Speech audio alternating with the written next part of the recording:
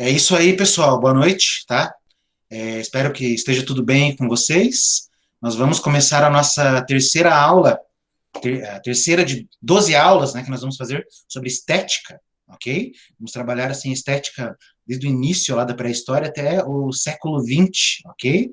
É, Vai ter muita coisa interessante aí durante as aulas, tá? E em uma das aulas eu vou fazer uma surpresa para vocês, ok? Então, quem está acessando todo dia, está entrando aí, ó, vai ser recompensado. Ou não, não sei, né? Vamos ver. E deixa eu ver. Então, hoje, pessoal, hoje nosso terceiro encontro, ok? Nós vamos avançar um pouco, né? A gente vai falar um pouquinho lá do pensamento do Aristóteles, um pouquinho do pensamento dos epicuristas e dos estoicos também, tá? Nas aulas passadas nós tratamos da pré-história, não, não é isso, né? Nós tratamos da pré-história do Platão, ok? A Juscelia faz eu rir. É, e também, né, hoje nós vamos tratar um pouco do Aristóteles, do pensamento dele, tá? Até perdi aqui o fio da meada. Pessoal, então, assim, cada uma dessas aulas, ok? A gente vai tratar de um conceito de arte, certo? Então, é assim, na primeira aula, a gente tratou aquela ideia lá da pré-história, de que se não existe arte no mundo, nós temos que inventá-la, não dá para viver sem arte, tá? E no segundo encontro, que foi terça-feira, nós tratamos da ideia de que a beleza, ela se modifica, né? A beleza, ela vai, digamos assim, passando, né, para vários objetos, para vários lugares, para vários locais, tá? Então, por exemplo, um autor via a beleza na mulher, o outro via a beleza na natureza, o outro via a beleza na riqueza, né? E tudo tem o oposto, tudo tem o oposto, tá? E por que que a gente está falando dessas ideias de beleza, tá? Porque aquilo que você considera belo é aquilo que você vai representar, tá bom? Então você representa aquilo que você acha belo, né? Os artistas partem dessa ideia. Às vezes não é conscientemente, pessoal, às vezes é inconsciente, tá?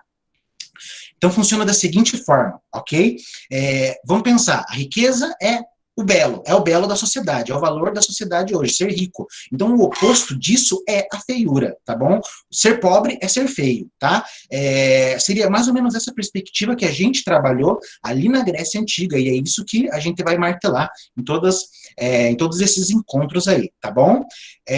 Cada povo, cada civilização, cada cultura, eles olham, digamos assim, a beleza a partir de um aspecto. Eu falei para vocês lá dos samurais, né, dos antigos samurais, lá do Japão feudal do século XII, que eles tinham como valor de beleza a morte, tá? Então, cada povo, de certa forma, vai valorizar um determinado objeto, ok? A Índia tem um valor de beleza, de bem, etc e tal, tá? A Grécia, a Idade Média, hoje, atualmente, etc, tá? Então, hoje, a gente vai tratar de uma outra concepção, né, de beleza, de arte, etc. Ok? A história da estética, ela está em paralelo com a história da arte. Eu sempre penso assim, que se você conhece a história da arte, você vai entender, digamos assim, melhor do que a estética está tratando, ok? E o que a gente vai falar hoje? Qual que é a concepção que a gente vai tirar hoje? A gente vai ver uma estética voltada para ciência, né? Como a gente vai falar do Aristóteles, o Aristóteles ele é um naturalista, ele é um cientista e portanto ele vê a estética dessa forma. Já vou jogar uma questão aqui principal para vocês hoje, tá? Ser um artista depende do quê? Do dom ou da técnica? Eu nasço um desenhista, eu nasço um pintor, eu nasço um pianista, eu nasço um desenhista, um pianista, um pintor, etc. Eu tenho um dom dentro de mim para fazer essas coisas, ou eu adquiro isso através da técnica. Por exemplo, eu não desenho nada, mas eu posso fazer um curso de desenho e aprender a desenhar. Então, essa é uma questão que a gente vai levantar hoje. Existe um dom para a arte, ou a arte é técnica? E a gente vai ver como o Aristóteles vai, digamos assim, encarar essa perspectiva, tá bom? Vamos lá. Eu vou colocar agora para projetar. Não é bem projetar, né, na verdade, né, porque não é projetor, mas vamos lá. Conseguem ver? Dá para ver bem?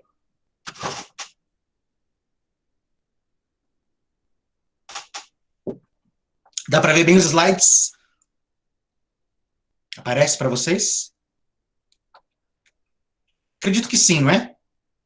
Então, pessoal, Hoje aí nessa aula, a gente vai tratar da estética, né, de Aristóteles e também dos epicuristas e dos estoicos, tá bom? Vai ter uns textão aqui, uns textões bem grandões aqui no início, tá? Mas eu vou comentando, vou contando umas historinhas para vocês, tá? Hoje tá bem interessante. Eu vou falar algumas coisas aí bem legais, aí, tá? Vamos ver, vamos ver. Então, primeira coisa, pessoal, tá?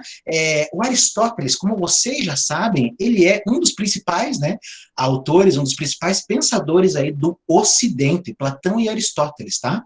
Platão, justamente pela questão, digamos assim, religiosa, o Platão, ele influencia muito o pensamento cristão e todo o pensamento místico ocidental, de certa forma. Por sua vez, o Aristóteles, ele é um cientista. O Aristóteles é considerado o pai da física e o pai da biologia, e o Aristóteles também é o cara da arte, digamos assim, ele é o teórico da arte. O Aristóteles foi lido por décadas, séculos, centenas de anos, tá? E até hoje a gente encontra resquícios do trabalho do Aristóteles, tá bom? Então ele nasceu lá em 385, faleceu em 322 a.C., beleza? Então, assim, a primeira coisa que a gente pode ver, a gente pode perceber, é que a filosofia de Platão é uma filosofia estética, já a filosofia de Aristóteles é uma filosofia naturalista. O que tem a ver? Olha só, isso é visão de mundo, pessoal. Uma pessoa vê o mundo, o Platão vê o mundo a partir da política, a partir da estética. O Aristóteles não, ele vê o mundo a partir da ciência, tá? Então, cada pessoa, de certa forma, tem a sua perspectiva, a sua visão de mundo. Mesma coisa, quando você vai olhar um objeto da arte, se você é um físico, você escuta a música de um jeito, você pensa naquelas questões da frequência de onda, do timbre, da altura, né, da velocidade, do comprimento de onda, da frequência. Um físico escuta a música pensando nessas coisas. Um matemático escuta uma música pensando nas harmonias musicais, né? Um esteta, uma pessoa da arte, escuta a música de outra maneira. Se você está sofrendo aí na relação amorosa, a música para você tem um outro sentido. Então, dependendo daquilo que você acredita, dependendo daquilo que você defende, você vê o mundo dessa forma, tá? E essa é uma coisa rica, isso é interessante, compartilhar sempre os pontos de vista, tá? Então, o Platão, ele é um esteta, digamos assim, ele vê o mundo a partir da arte. Já o Aristóteles, ele vê o mundo a partir da ciência, e existem diferenças por causa dessas visões de mundo. Se vocês não lembram, o Aristóteles, ele é discípulo do Platão, tá? A principal obra do Aristóteles sobre a arte é essa aqui, ó, se chama Poética. E essa obra poética, ela compreende opiniões práticas sobre a criação artística. Então, o que o Aristóteles vai falar? Ele vai falar agora de uma ciência da arte. Como assim uma ciência da arte? Para ele, a arte não é inspiração. A arte não é uma coisa feita na louca. Vou escrever um livro na louca e isso vai dar certo, tá? Não, não é. Para Aristóteles, a arte é uma coisa racional. Você tem que pensar, você tem que fazer uma série de coisas para você construir um objeto artístico, tá? Então, para o Aristóteles, essa obra poética é um guia de instrução de como você produzir uma obra de arte. É isso. Você quer saber o que é ser um artista? Então leia essa obra, a Poética. Embora hoje, na nossa arte atual, a visão do Aristóteles, de certa forma, bem rejeitada, porque hoje a arte contemporânea, ela trabalha com outras formas, digamos assim, tá? Mas, dentro de um período moderno, que você tem o classicismo, o neoclassicismo, você segue uma arte ali, muito influenciada pela obra do Aristóteles, tá bom? E a gente vai vendo, vamos comentando isso conforme a gente for passando, tá? Então, essa obra poética, ela representa o primeiro capítulo da ciência da arte. Deixa eu só aceitar aqui alguém aqui, beleza. Tá? Então, ela representa ali o primeiro capítulo da ciência da arte, que é uma forma de fazer arte. A gente vai cair de novo naquela pergunta, pessoal. Ser um artista depende do dom ou depende da técnica? Mais uma vez, o que você acha? O que você pensa sobre isso? Existe um dom dentro de cada um de nós? Ou é você praticando que você vai, digamos assim, construir alguma coisa para você, tá? Relacionada à arte, ok? Então, a estética do Aristóteles, ela é uma lógica. Por que ela é uma lógica? Porque ela segue uma sequência. Ela tem um raciocínio. Mais uma vez, a estética do Aristóteles, ele defende que a arte não é uma coisa louca, não é uma coisa sem sentido, mas a arte é uma coisa que tem razão, tem proporção, é uma coisa que você tem que seguir passo a passo para conseguir executar bem, tá? Deixa eu ver aqui, acho que tem mais alguma pessoa. Tem, ó. Deixa eu ver. Então, a estética do Aristóteles, ele defende uma técnica, ok? Então, eu fiz a pergunta para vocês. Ser um desenhista, ser um pintor, ser um escritor, depende do quê? Do dom ou da técnica? Aristóteles vai dizer, depende da técnica. Se você pratica com muito zelo, se você pratica todo dia, se você tem amor por aquela prática, desenho, dança, etc., você vai se tornar um mestre nessa arte. E não tem nada a ver com dom. Para Aristóteles não é um dom, mas é exercício, é técnica. E essa é uma coisa que vocês podem questionar. O idealismo alemão, que nós vamos ver lá no século XVIII, século XIX, mais ou menos, vai questionar justamente essa questão. Eles vão criar uma ideia chamada o gênio da arte. O gênio. O gênio seria aquele que tem o dom, né? Aquele que consegue passar, expressar a ideia. Que só ele pode fazer isso, ninguém mais. E vão questionar justamente essas ideias aí do Aristóteles. Mas isso a gente vê mais para frente, tá? O Aristóteles, ele não trata das artes plásticas, ok? O que são artes plásticas? As artes plásticas são todas aquelas artes que você tem que modelar com a sua mão, a escultura. Com a sua mão você esculpe uma determinada imagem. Igual tem o busto ali do Aristóteles, né? Você não encontra isso aí na natureza. Você tem que usar a sua mão para criar esse busto, digamos assim, essa imagem. Não é pintura. Você tem que usar a sua mão para pintar, etc, tá? Então, o que são artes plásticas? Essas artes que você utiliza a sua mão, o seu manual. Por que ele não trata das artes plásticas, pessoal? Porque as artes plásticas eram muito, digamos assim, eram deixadas totalmente de lado na Grécia Antiga, porque os gregos, de maneira geral, eles tinham muito preconceito com as artes plásticas. Por quê? Porque os gregos acreditavam que o trabalho manual é um trabalho dedicado ao escravo. Ou seja, na concepção deles, alguém que não tem valor. Quem trabalha ali sol a sol, fazendo coisas manuais, não tem dignidade, não tem valor, não é? Os gregos, eles defendiam uma coisa chamada ócio criativo. Só pode ser um político, um governante, uma pessoa que cria leis e regras, uma pessoa que não trabalha, tá bom? Uma pessoa que fica o dia inteiro pensando, que pode estudar, que pode ler, que pode saber um monte de idioma, tá? Uma pessoa que tem a mão calejada de tanto trabalhar, uma pessoa que é queimada por causa de ficar o dia inteiro no sol, essa pessoa não tem valor, tá? Então, na Grécia Antiga, quem fazia esses trabalhos à mão não tinha valor. E isso vai até a Idade Média, tá bom? Somente no Renascimento, lá por volta do século XV, mais ou menos, que um cara como Leonardo da Vinci começa a criticar essa ideia, falando que não, o trabalho manual também tem o seu valor, mas a Idade Média inteira e praticamente a Grécia criticam essa ideia do trabalho.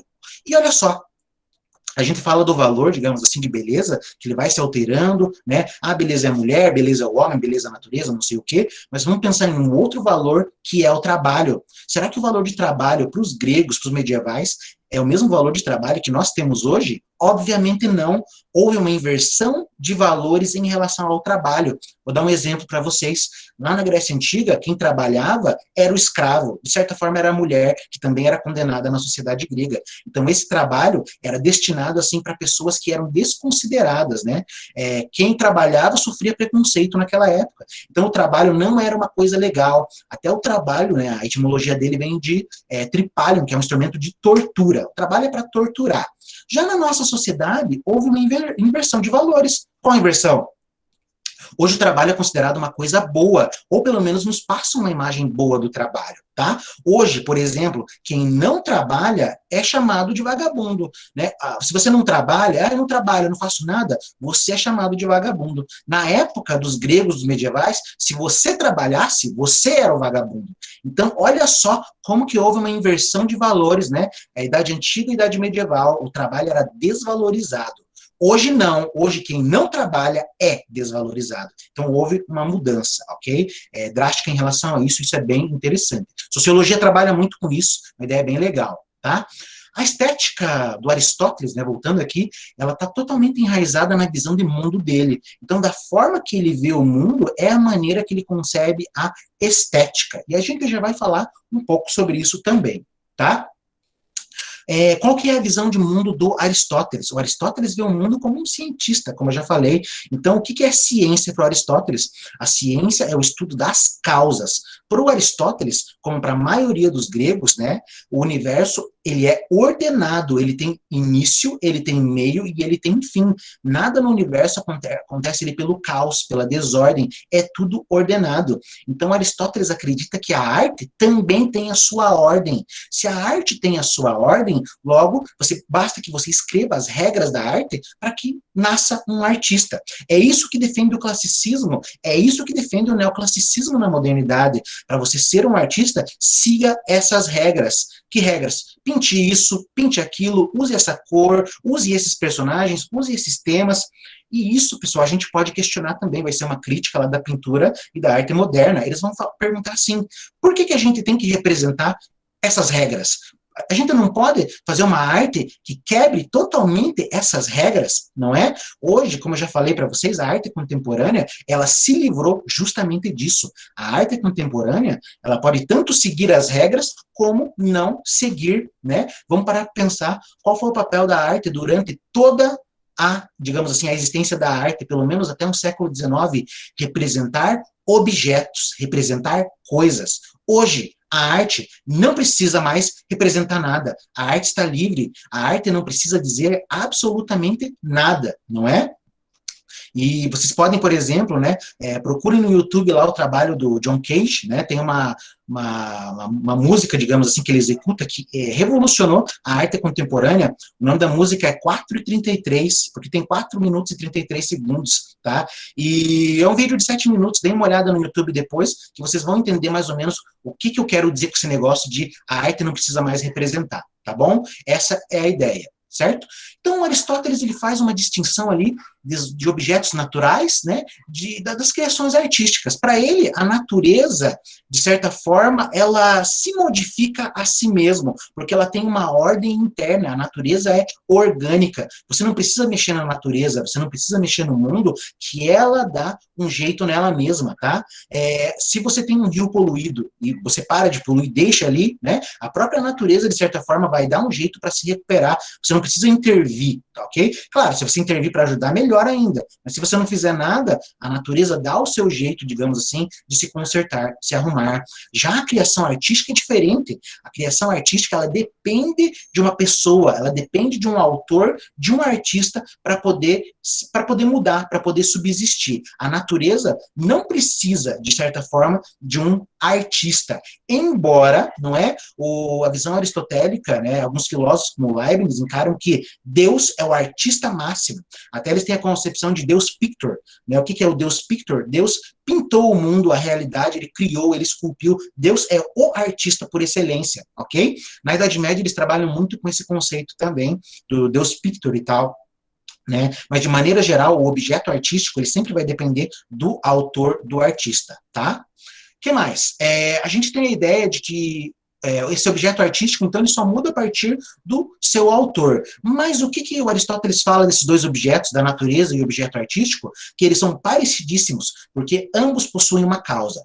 A natureza é orgânica, ela se conserta sozinha, e a arte ela tem uma raiz psicológica. Ela depende de um sujeito que vai executar alguma coisa e vai criar essa arte. E essa raiz psicológica está justamente na razão, tá? Então o artista segue regras para representar a arte. Se o artista não seguir as regras, ele não é um artista. Se faltou alguma coisa na pintura, na escultura, etc., se faltou um mínimo detalhe, aquilo não é obra de arte, aquilo é um lixo, ok? Pelo menos dentro dessa perspectiva grega, tem que ser perfeito, tem que ter início, tem que ter meio e tem que ter fim, tá? O Aristóteles também fala, né, dessa questão que o belo é sempre uma coisa que você contempla, o belo é uma coisa que você olha, e o bem, né, eles têm essa distinção entre bem e belo, como a gente já havia conversado, e o bem é sempre uma ação. Se você vê uma pessoa fazendo algo bom para a sociedade, para uma outra pessoa, você gosta daquilo não pelo bem, mas porque aquilo é a beleza. Se a pessoa age, ela age pelo bem, mas quando você olha de fora e vê aquela ação boa, você se sente admirado, atraído, porque aquilo é a beleza. Então, para o Aristóteles, não é? O bem é gerado pela ação, você tem que fazer alguma coisa, mas o belo está nessa contemplação.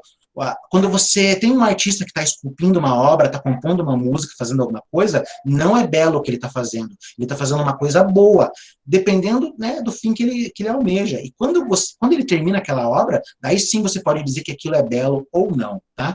Mas para Aristóteles, a beleza, ela sempre vai se reduzir à razão, porque a beleza é uma coisa da tua cabeça, embora ele exista também na realidade, ok? Então aqui a gente tem uma outra perspectiva de beleza, tá? Que é uma beleza reduzida à razão, lógico, logo, reduzido à ciência também. É uma outra concepção que eu estou trazendo para vocês, tá? Na pré-história tem aquela visão, a beleza é aquilo que está junto com a utilidade das peças que eu utilizo. Para os autores que a gente viu na aula passada, a beleza é uma coisa que está em vários objetos. Aqui a gente tem uma concepção nova que vai ficar por muito tempo. A beleza, ela se resume à ciência. Ciência da arte existe, tá? Lá no século XIX, vai ter uma série de teses que a gente vai discutir sobre a arte. Vai ter a tese psicológica, a tese biológica, a tese física e a tese química sobre a arte também, que é a maneira como a ciência tenta, de certa forma, entender e compreender a arte, tá? Mais uma vez, para a obra do Aristóteles, o que ele fala da arte? Não tem espaço para o imprevisível e para o lógico. E isso, pessoal, seguiu, né, essa obra, essa poética do Aristóteles que ele escreveu, isso tudo que ele está falando, seguiu assim, digamos, até um século XVII, mais ou menos, né, e um pouco mais até, porque no século XVII vão existir alguns autores que vão começar a questionar a obra do Aristóteles, mas eles não fazem inovação. Só no século XIX é que eles modificam isso. Por exemplo, por Aristóteles, a gente já vai ver, a obra ela tem que ter início, meio e fim. Hoje, nós temos um estilo de arte dentro da literatura e dentro da pintura que já não trabalham mais nem com início, nem com meio, nem com fim, né? Por exemplo, hoje a gente tem a arte fantástica. O que é a arte fantástica? Ou a literatura fantástica, né? Dê uma lida no Franz Kafka, ele é um desses autores aí da literatura fantástica, tá? Eu não vou falar, não é spoiler, tá? Você começa lendo o livro lá do Franz Kafka, a Metamorfose, primeira página, né? O personagem principal, ele começa a se transformar num monstro, começa a se transformar num inseto, começa a se transformar numa barata, né? E você vai ler a obra, porque você vai ficar se perguntando, como assim? O cara se transformou numa barata? E você vai tentar encontrar o porquê. Por que ele se transformou numa barata? Tá? Você não vai achar, desculpe, você não vai achar a resposta daquilo, porque a resposta não está naquele livro. A resposta está em outro lugar, se é que existe uma resposta. Então, essa obra já começa a mostrar essa literatura fantástica. Você não precisa mais ter razão, você não precisa mais ter lógica, você não precisa mais seguir uma coerência, digamos assim. A obra do Franz Kafka tem uma coerência interna, uma coerência da obra, mas você não precisa mais explicar o porquê. Por que o personagem está virando uma barata? Interprete da forma que você quiser, tá? Tem um outro ramo da literatura também, criado por um cara chamado Alfred Jarry, que ele dá início a um novo tipo de literatura, que se chama literatura fantástica também, né? E ele dá o nome para essa literatura fantástica de patafísica, tá? E o que é a patafísica? A patafísica é a ciência do irreal e também a lógica das exceções, não é? A patafísica é um tipo de literatura que trabalha com acontecimentos contraditórios. Toda a patafísica é contraditória. Por quê? Porque eles acreditam que o real, a realidade, é pura ficção. A física é uma ficção, a química é uma ficção, a biologia é uma ficção, a religião é uma ficção, a política é uma ficção. Então eles trabalham a literatura dessa forma. Tudo é ficção, tá? A criação da patafísica se deu por um autor chamado Dr. Faustroll, né? E ele inventa a patafísica justamente porque ele não quer pagar o aluguel, tá? Olha só, o Aristóteles jamais consideraria esse tipo de coisa, porque uma coisa não tem lógica com a outra, uma coisa não se liga com a outra, porque a arte contemporânea não segue mais a lógica, ela segue uma outra ideia, uma outra coisa, tá? Mas dentro da época do Aristóteles, jamais, a obra tem que ter a sua própria explicação, senão não é obra de arte, tá? O Aristóteles também faz um paralelo, pessoal, entre o sofista, né, digamos assim, e a tragédia, porque isso aqui é uma coisa que eu gosto do Aristóteles muito. Para ele, uma boa arte é aquela que consegue te enganar, a boa arte é aquilo que consegue te iludir. Platão odeia isso, Platão odeia a ilusão, porque para Platão o mundo é uma ilusão, e Platão, de certa forma, ele não consegue encarar de frente essa realidade, uma realidade onde Sócrates foi morto, ele não consegue encarar, e Aristóteles não, ele vê na ilusão uma coisa maravilhosa da arte. A arte boa é aquela que te engana. Que é o maior exemplo disso. Você está assistindo um filme lá e o cachorro morre. Cara, e você começa a chorar. Você fala, ai meu Deus, o cachorro morreu porque ele era tão bonzinho, eu gostava tanto do cachorro. Só que você está chorando por uma coisa que não é real. O cachorro não morreu, o cachorro está vivo. Só que a obra, ela te engana, ela faz você acreditar que o cachorro morreu, mas ele não morreu. Então veja, isso é um bom filme, ele engana você, tá? Você assiste uma obra de arte, você escuta uma música, você tem uma dança ali que você é enganado, você tem uma ilusão, e isso é bom. Quando a arte é boa, ela consegue te enganar. Mas se você assiste um filme, e você já vê assim, isso é só um filme, você não consegue ter uma imersão, isso não é uma coisa boa. Então, para Aristóteles, uma boa obra de arte é aquela que te engana. Lembra da historinha que eu contei ontem lá do Parrásio, lá dos Euxis, né? Que ele fez o cacho de uva e os pássaros foram bicar o cacho de uva, né? Exatamente isso. Se diz um aluno, ele marcou no Facebook ali, né? Aliás, marcou não, ele colocou uma postagem lá de uma obra, olha só que coisa louca, o mundo é louco. De uma mulher, uma pintura de uma mulher, assim, bem bonita e tal, e mostrou ali que vários homens, né, deram em cima daquela pintura achando que era uma mulher de verdade, né? Então eles escreveram vários comentários ali cantando aquela mulher, mas aquela mulher era uma pintura. Então a obra de arte enganou os caras, eles acharam que era uma foto, mas era só uma pintura. Veja, então esse é o papel da arte, para Aristóteles. Uma boa arte é aquela que engana, tá bom? Se você é enganado pela arte, parabéns, tá? Então, ele procura fazer uma divisão também dessa arte, né? Ele trabalha muito com a tragédia. Mais uma vez, ele desvaloriza as artes manuais. Então, ele trabalha com artes, assim, que estão bem próximas da contemplação, como a música e a poesia, por exemplo, que são artes que os medievais vão dizer que se aproximam de Deus, tá? Hegel vai valorizar a música ao máximo, né? O Schopenhauer também, de certa forma. Por quê? Porque a música é uma coisa que te deixa no estado de êxtase. No próximo encontro que a gente tiver, que vai ser amanhã, a gente vai tratar dessa questão da música e da ligação com Deus, a ligação com o sagrado. A música é muito poderosa. E o Aristóteles trabalha justamente com essas artes, né? E a música, a poesia, e ele divide a tragédia em 6 partes. Para ele, uma tragédia tem que ter um espetáculo, um canto, uma elocução, tem que ter os caracteres principais, o pensamento e a fábula. O que a gente precisa reter aqui, pessoal, é a fábula. Para ele, é o principal. E o que é essa fábula? A fábula se trata da ação dos personagens. Para ele, uma boa tragédia, as ações dos personagens têm que chamar a atenção. Isso vai ser questionado muito pela tragédia francesa, no século XVII, que a gente vai ver, vai ter uma série de autores, como Racine, né, ou Pierre Corneille, por exemplo, que eles defendem que o mais importante da tragédia não é a ação, mas o sentimento. Cada personagem tem que ter um sentimento e ele tem que passar esse sentimento para você. Mas para Aristóteles é a ação. O que os personagens fazem é importante para a obra, tá? Então, para ele, a fábula, a ação é a mais importante. E para Aristóteles, né, a arte é imitação do real. A arte serve para imitar o real, tá bom?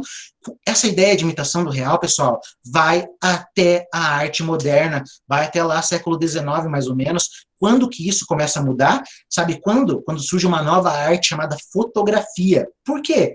Porque os pintores, né, eles, quando chega a fotografia, eles desanimam. Por que você vai ficar pintando o quadro de uma pessoa? Por que você vai ficar pintando um retrato, uma paisagem, se é só você chegar lá e tirar uma foto? A fotografia, de certa forma, muda o rumo da arte. Você não precisa ficar desenhando, pintando, é só tirar uma foto. Não precisa mais da pintura. Então, os pintores, eles têm que se reinventar e eles fogem da imitação. A arte não é mais imitação, porque para imitar o real, tira uma foto. É muito mais fácil, tá? Então, para imitar, eles fogem dessa ideia e partem agora para uma outra ideia, que seria a criação artística. É bem interessante que a gente vai ver isso também. Mais uma vez, para Aristóteles, a arte tem começo, meio e fim, portanto, segue uma lógica. A arte deve seguir as motivações do início ao fim. Então, se tem uma ideia ali no começo da obra de arte, ela tem que seguir até o fim. Qualquer desvio ali, por incompetência do autor ou dos artistas, já não é considerado uma obra, é considerado uma falha, tá bom? Falei da obra do Franz Kafka, tá? Ele começa com uma barata e termina ali de uma forma, não vou revelar spoiler para vocês, tá? Termina de uma forma que não explica, não tem início, não tem meio, não tem fim, tá? O Aristóteles jamais consideraria aquilo uma literatura. O Aristóteles afirma também que o drama ele tem que ser sempre representado, tá? Nada de narrar, nada de narrativa, tá?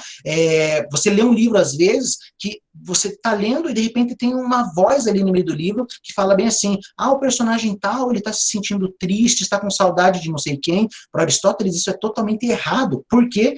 Porque o autor não pode conversar com você. Se ele conversa com você, ele já está quebrando o clima daquela obra. Você tem que entrar nos diálogos dos personagens para daí sentir a emoção, digamos assim, né? Mesma coisa num filme, você está assistindo um filme e de repente chega o autor assim, aparece e fala, pessoal, isso aqui é só um filme, tá? Você quebrou, você estava imerso naquela obra e de repente você quebra, porque você começa a perceber que aquilo é só uma obra de arte. Então, por Aristóteles, a arte tem que ser representada, tá bom? E o drama principalmente. Por Aristóteles também, as ações na tragédia devem ter valor, tá? Na comédia não há valor nem dignidade. Aqui ele trata justamente a questão da dignidade da arte, tá? Por quê? Deixa eu colocar aqui de novo. Porque, assim, olha só, a obra poética do Aristóteles, ele trata de vários temas, só que foi tudo perdido. Então, ele vai tratar da tragédia e tem uma parte que fala da comédia. Então, na tragédia, os personagens, todas as ações deles devem ter um valor ético, um valor moral. Já o oposto disso é a comédia. Na comédia não tem dignidade, não tem valor, não tem nada. A comédia, digamos assim, seria só zoada, se a gente for parar para pensar, porque os personagens representam o ridículo. Por que você ri da comédia? Porque você reconhece aquele ridículo e você vê que em algum momento da sua vida você fez aquilo lá, você pensou daquela forma, você fala, meu Deus, como que eu pude pensar desse jeito? E se você não pensa isso dessa forma, o teu inconsciente faz você rir, avisando que aquele ridículo, você já passou por isso também, tá?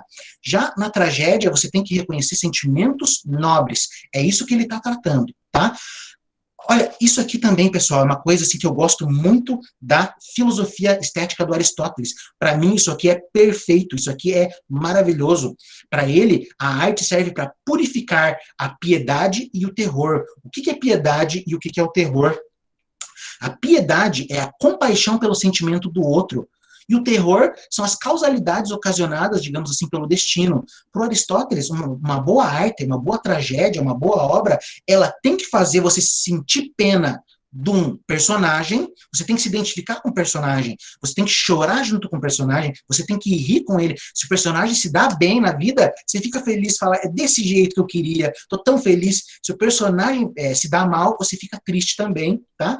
E a situação de terror seria aquilo que escapa, aquilo que as pessoas não podem controlar. Você sabe que no final do filme o cachorro vai morrer, você sabe que o cachorro vai morrer. Você quer que o cachorro morra? Não, mas o destino vai levar àquela morte, tá? Então, você tem que ter esses dois sentimentos ali, a piedade, que é a compaixão, e o terror. E uma coisa que o Aristóteles fala, que eu acho também genial, que é uma coisa que se perdeu na arte de hoje, para o Aristóteles, não podem existir personagens puramente bons, nem puramente maus. Não podem existir aqueles vilões que são terrivelmente maus, totalmente maus, nem os personagens que são totalmente bons. Por quê?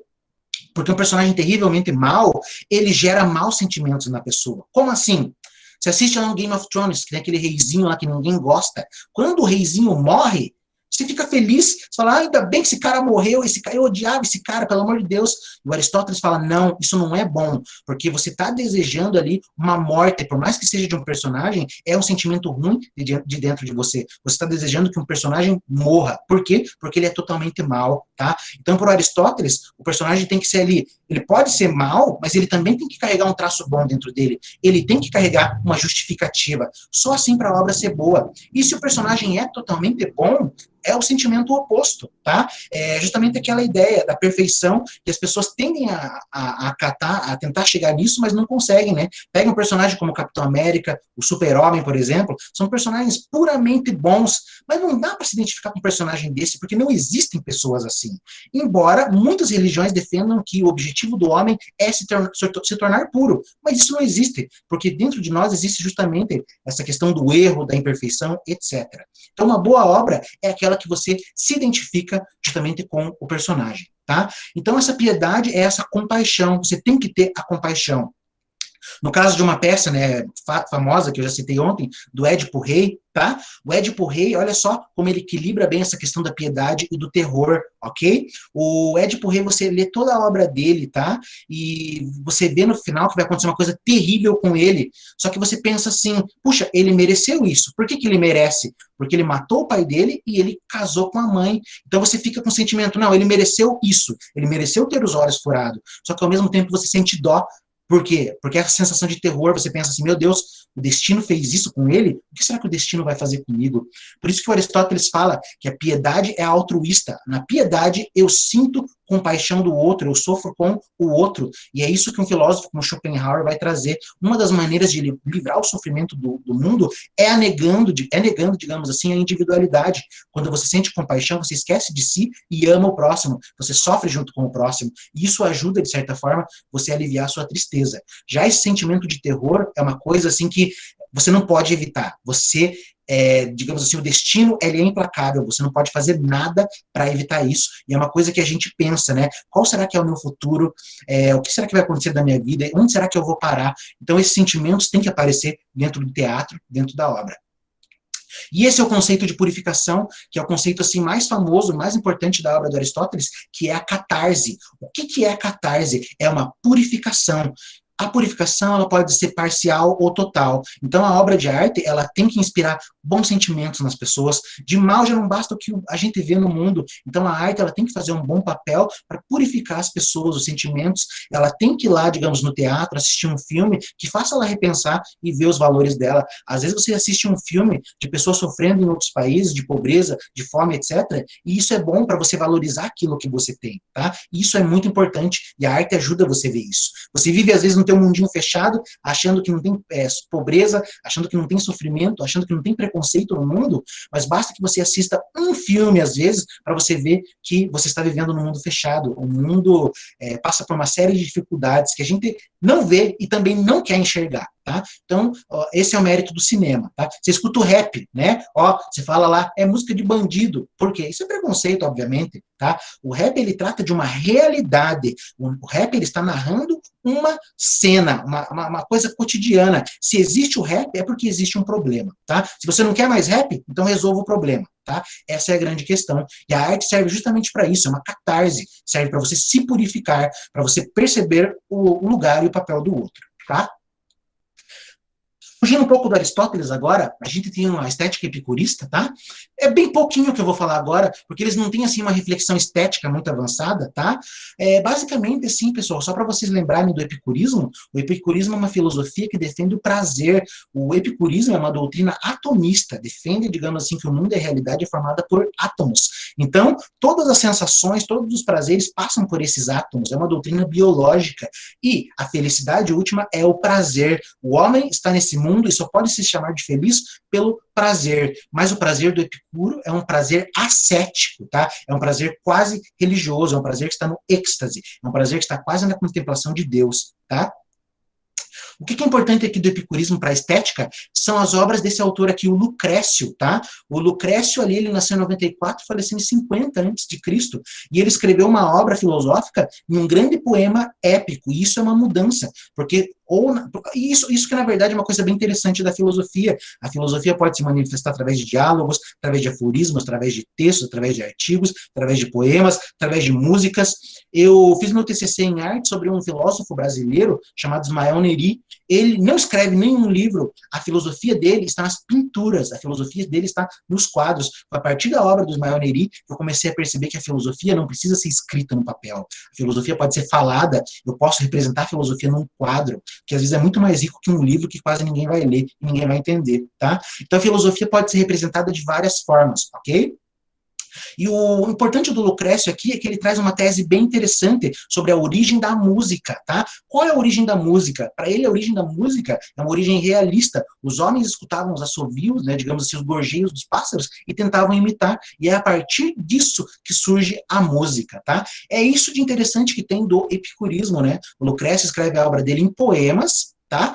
E ele fala justamente do surgimento da música. Mas o Lucrécio tem uma outra importância, que é essa aqui, ó, para dois pintores muito famosos, que é justamente o Botticelli, eu vou colocar aqui, ó, e o Nicolas Poussin. O Botticelli, ele faz essa obra aqui, né, a Primavera, justamente baseado no livro, na obra do Lucrezio, chamado De Rerum Natura, não é? Aqui a gente tem justamente a representação ali digamos assim, da primavera, da chegada da primavera. Ali do lado direito você tem, por exemplo, né, bem no direito ali, bem no fundo, a gente tem o Zéfiro, né, que seria justamente o deus do vento. No meio você tem digamos assim, a representação da primavera, em cima da primavera, justamente o Eros, né, aquele anjinho responsável por atirar as flechas do amor, etc. Do lado ali esquerdo, você tem as três graças, que são representadas pela beleza, pela castidade, pela sensualidade, e a mais à esquerda você tem o Mercúrio, que é o mensageiro dos deuses, tá? O interessante dessa obra, que legal, é que você vê, olha só os personagens, como eles estão representados, tá? Eles são claros, eles têm uma clareza, a cor deles, assim, é bem clara. Tirando o Zéfiro ali, que ele tá mais para um azul mais escuro, etc., tá? E a gente tem ali uma paisagem atrás, um cenário todo escuro, que causa justamente um contraste. É bem interessante, bem legal. E essa obra foi criada justamente com base no pensamento do Lucrécio, porque o Lucrécio, ele desenvolve uma teoria científica do epicurismo e ele relaciona com a mitologia grega e romana também. O Nicolas Poussin é a mesma coisa, a gente tem uma obra também, justamente aqui, que segue mais ou menos o mesmo padrão ali do Botticelli, tá? Essa obra é o Triunfo de Flora, que também, de certa forma, remete à primavera, ao surgimento das flores, etc., tá? Justamente ali naquele mesmo modelo, um mundo, digamos assim, representado justamente a partir do seu aspecto realista, mas ao mesmo tempo mitológico, tá? Porque nenhum desses seres aí existem, mas o mundo existe, tá? Então essa é a grande questão, essa obra que faz parte do movimento chamado classicismo. Aqui eles têm uma série de regras que eles têm que seguir, por exemplo, eles só podem pintar temas da mitologia, da Bíblia, e tem que ser realista, tá? Você olha as nuvens lá em cima, parecem nuvens quase reais. Já na obra de outros autores ali da modernidade, eles fazem questão de mostrar para você que é uma pintura, você vê o borrão das nuvens assim, você vê que o cara passou o pincel ali, e é isso que eles querem mostrar. Aqui não, aqui é uma pintura assim mais realista da realidade, tá? Só para a gente terminar agora nosso pensamento, né? A gente vai falar só para finalizar justamente do pensamento estoico e da arte. Também não tem muita coisa sobre a estética, mas eles têm uma ideia bem interessante que eu gosto bastante sobre a arte. De maneira geral, o estoicismo ele defende uma apatia perante a realidade. O que é a apatia? É você não sentir nada, nem prazer, nem tristeza. Diante das coisas boas da vida, não se mostra alegre. Diante das coisas tristes, não ligue. Então eles têm uma atitude bem apática perante o real, porque eles acreditam que o mundo é regido pelo destino e ninguém escapa ao destino. Maiores representantes do estoicismo, o imperador Marco Aurélio, não é? Imperador romano, rico, que não se importava com a sua riqueza, não estava nem aí. E o outro oposto, que é justamente o Epiteto, que é um filósofo escravo. Por mais que fosse escravo e acorrentado, não estava aí com o seu destino também. Ele acreditava que tinha nascido para aquilo, da mesma forma que Marco Aurélio acreditou que nasceu para ser um imperador. Tá? Então eles tinham uma apatia perante a realidade, eles não se importavam com a morte, com a vida, com a doença, com absolutamente nada. Tá? Então, justamente por essa perspectiva, para eles não existe um fim, não existe uma finalidade, para eles as próprias ações do homem, de certa forma, representam, digamos assim, esse fim. Por quê? O que é um fim? É chegar lá no final e ter um objetivo. Para eles não existe isso, não existe. Para eles o que está acontecendo agora é o seu próprio fim, digamos assim. Tá? Para eles a felicidade estaria no agora. E que felicidade é essa? Se conformar com o destino. Ser feliz é se conformar com o seu destino, tá? E o mérito do artista para eles reside no esforço. Não importa o que o artista vai fazer, não importa que obra que vai dar. O que importa é o seu esforço. Se você está atirando arco e flecha, digamos assim, né? E você erra o alvo, você está tirando arco e flecha e você erra o alvo, não importa. Não importa se você errou, você não é mal, você não é péssimo por isso. O que importa é se você se esforçou para ter aquele objetivo, tá? E isso é uma coisa bem interessante, bem legal, tá bom? Pessoal, acredito que é isso. Então, hoje a gente falou um pouco do epicurismo, do aristotelismo e do estoicismo também em relação à arte, tá? O Aristóteles traz uma ideia bem interessante que a gente vai trabalhar amanhã, que é uma questão assim bem polêmica, justamente sobre uma relação da arte com a religião, porque para Aristóteles a arte ela serve para despertar certos sentimentos. E agora eu pergunto para vocês, O que tem de artístico dentro da religião de vocês? Pegue qualquer religião que tem música, que tem dança, que tem cantos, que tem vozes, que tem um monte de coisa. Será que essas religiões não usam a arte para despertar um sentimento dentro de você? E será que esse sentimento eles não dão o nome de Deus? Então é isso que a gente vai trabalhar amanhã, justamente na Idade Média e no finalzinho do período grego com o neoplatonismo, tá? Pessoal, 14 minutinhos, vamos abrir para as perguntas, vamos conversar um pouquinho, tá? Espero que tenha ficado clara essa ideia aí, e amanhã a gente vai continuar a conversar mais. Vou tomar uma aguinha aqui, perguntem, fiquem à vontade, tá? Oi, William, Josiele, eu tenho uma pergunta. À vontade.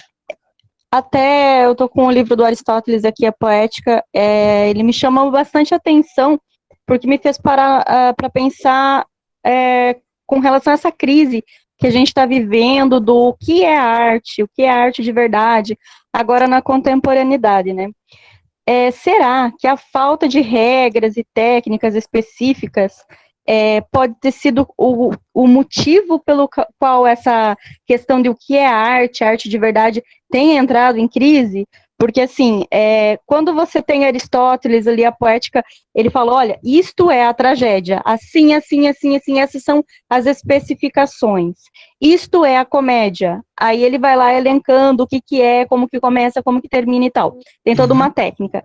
Quando você cita Franz Kafka, eu não percebo que, assim, acabou Aristóteles e ele inventou, né?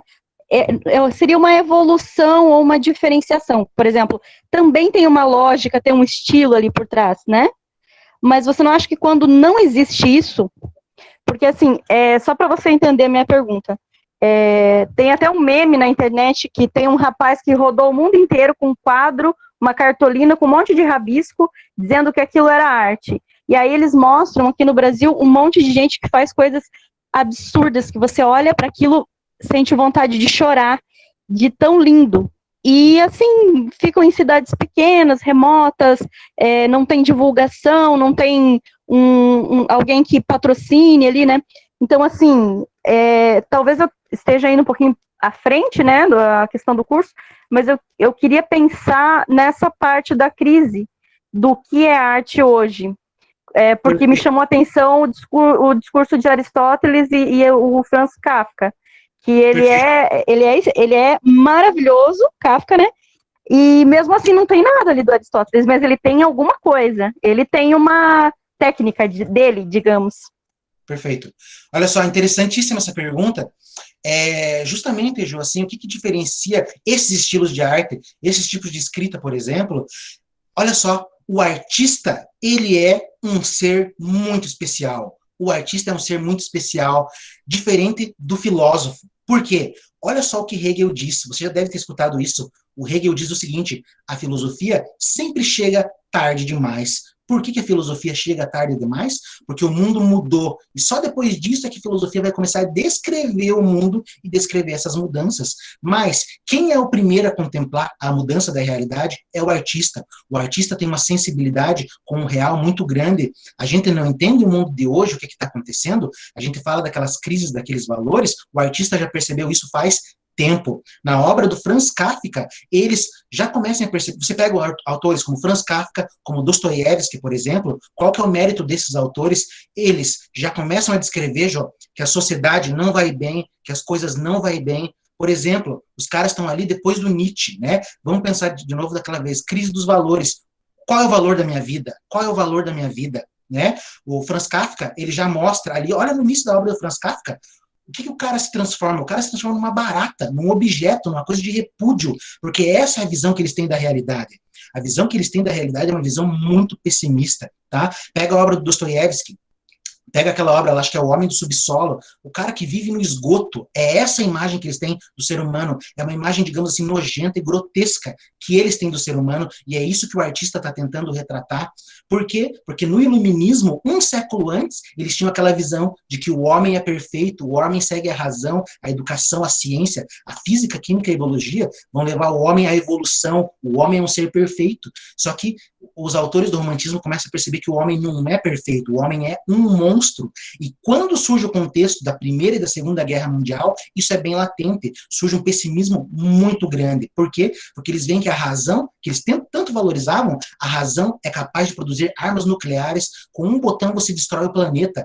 A física, a química, que eram exaltadas como as ciências, nada mais são do que monstros que ajudam a destruir a nossa realidade, ok? Então é isso que esses autores estão pegando, essa mudança de valores. Eles não acreditam no valor da razão. Nietzsche já mostra que a razão é uma grande mentira. E o que o Heidegger fala da razão, a razão valorizada pelo iluminismo, ele mostra que a razão que você usa para criar filosofia é a mesma razão que você usa para matar judeus, não tem diferença. A razão que você usa para escrever um livro de filosofia é a mesma que você está utilizando para matar judeus, para matar homossexuais, para fazer a mesma coisa. Por quê? Porque essa razão é ambivalente, dependendo na mão de quem ela está, ela vai causar um bem ou um mal, mas parece que ela só tem trazido dores, e esses artistas tentam pegar isso, Jô. É isso, eles estão no mal-estar. Pega a obra do Sartre. Como que é o nome da obra do Sartre? A náusea. O que é náusea? A náusea é quase uma vontade de vomitar, porque é isso que o personagem tem. Ele olha para o mundo, ele tem vontade de vomitar, porque os valores já era, não é?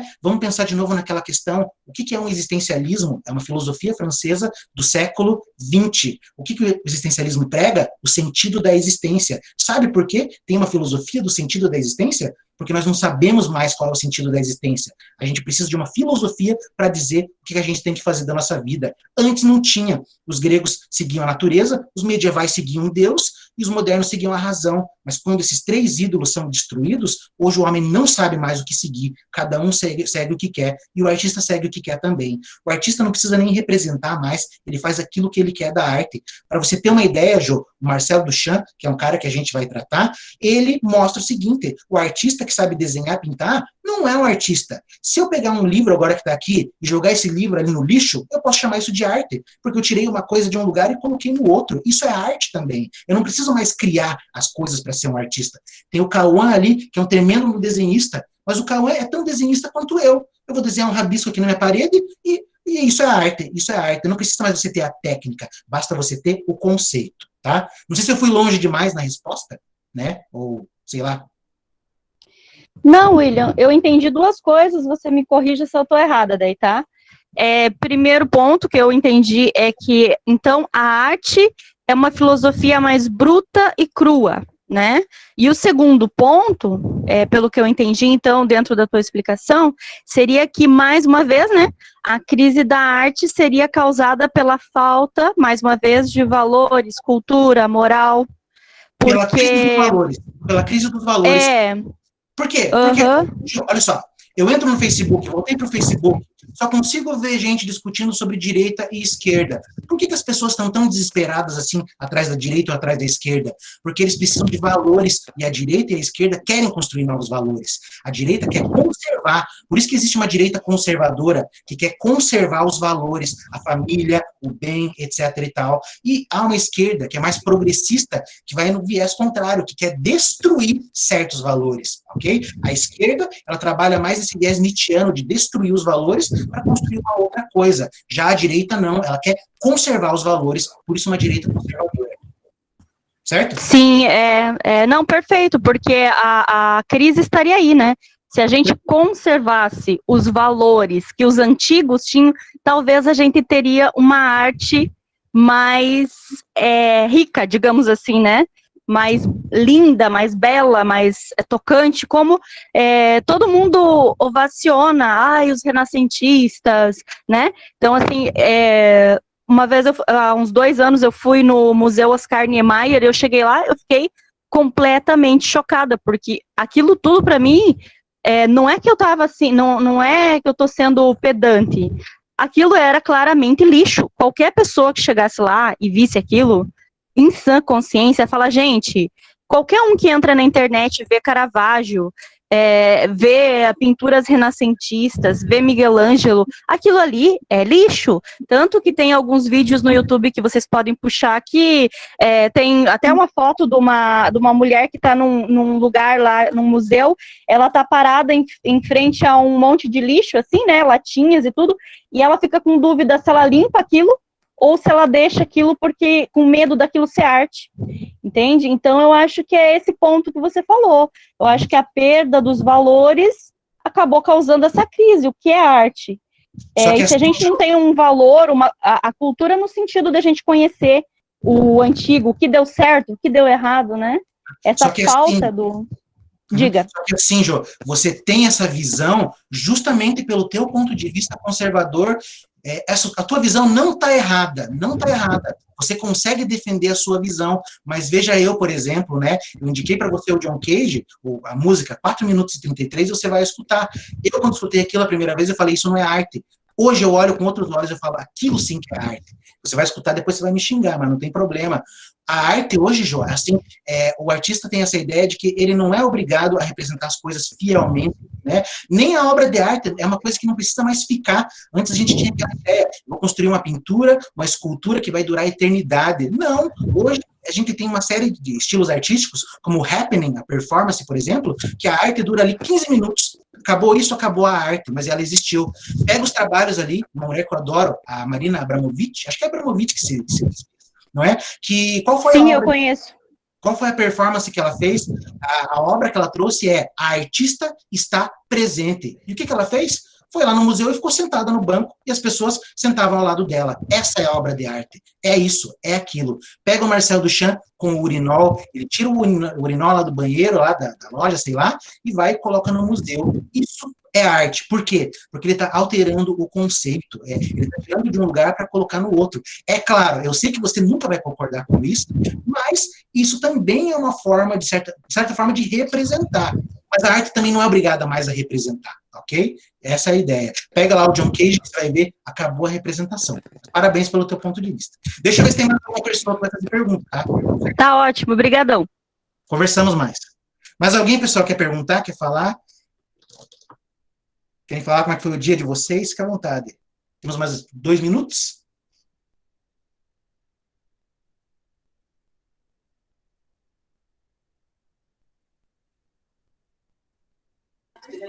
William, uma pergunta. Newton tá perguntando. Tudo bom, William? Beleza? Tudo bem? Tudo bem. A pergunta que eu quero fazer para você é a seguinte: se a arte, a partir de quando a arte foi colocada como protesto, você viu como instrumento de protesto, porque a arte também é protesto, né? A arte é uma forma de referenciar e protestar contra aquela sociedade que está se impondo ali. A partir de quando os artistas começaram a pensar a arte como protesto?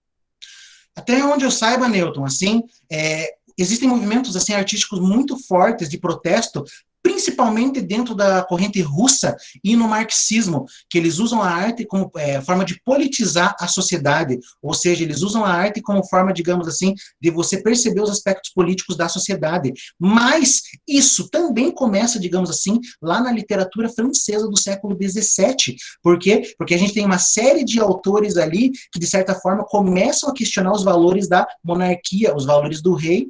Você tem alguns autores, por exemplo, deixa eu ver, tem um autor ali, qual que era o nome do autor? Deixa eu ver se eu lembro agora. Eu esqueci o nome do autor. É o Molière, dá uma olhada nas obras do Molière, ele trata de comédias, mas essas comédias, elas já tentam, digamos assim, satirizar digamos assim, satirizar aquela sociedade da época. Você tem as obras também de um Voltaire ali dentro. Voltaire era um filósofo muito venenoso, porque ele tenta escrever de uma forma, digamos assim, sobre os valores da sociedade da época dele, mas ao mesmo tempo ele está alfinetando todo mundo, tá? Então, acho que ali por volta do século XVII você começa a ter esse estilo de arte. Não é uma coisa unânime, tá? Aparece com alguns autores, não é um movimento. A gente pode dizer que esse movimento surge, Newton, provavelmente ali depois do século XVIII, principalmente com os pintores da arte moderna, porque eles começam a criticar principalmente as regras do academicismo, as regras do classicismo, do neoclassicismo. Eles começam a falar assim, cara, por que a gente tem que seguir regras? E quando eles começam a quebrar as regras, automaticamente eles começam também a questionar os valores da sociedade. Porque eles falam assim, veja o caso do Monet, né? Lá dos impressionistas, né? O cara pinta uma prostituta. Isso é inaceitável para a época. Então ele já começa a se rebelar ali contra a sociedade. É a sociedade. Vocês, então, é a sociedade cristã, a sociedade católica, tomem uma prostituta na cara de vocês. É isso que ele faz. Ele começa a jogar esses valores. Então você tem alguns autores ali, antes, no século XVII, que já começam a trazer essa arte questionadora.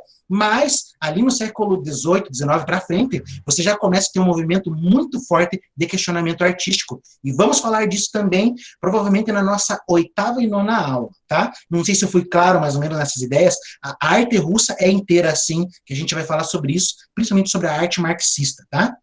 Não sei se foi claro. Tranquilo, obrigado. Nada. Alguém tem mais alguma pergunta ou encerramos por hoje?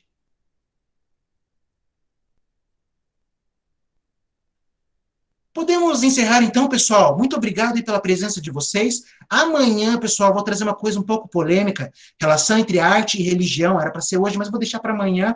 Será que a arte, ela desperta um sentimento religioso em nós? Será que a arte, a música, nos aproxima de Deus? Vamos ver a opinião dos filósofos medievais e do Plotino, uma visão bem diferente também, tá? Sobre a arte. Hoje nós vimos arte como ciência, amanhã arte como religião. Um grande abraço, boa noite a todos, nos vemos. Obrigado pela presença de todos, tá? Boa noite. Boa noite.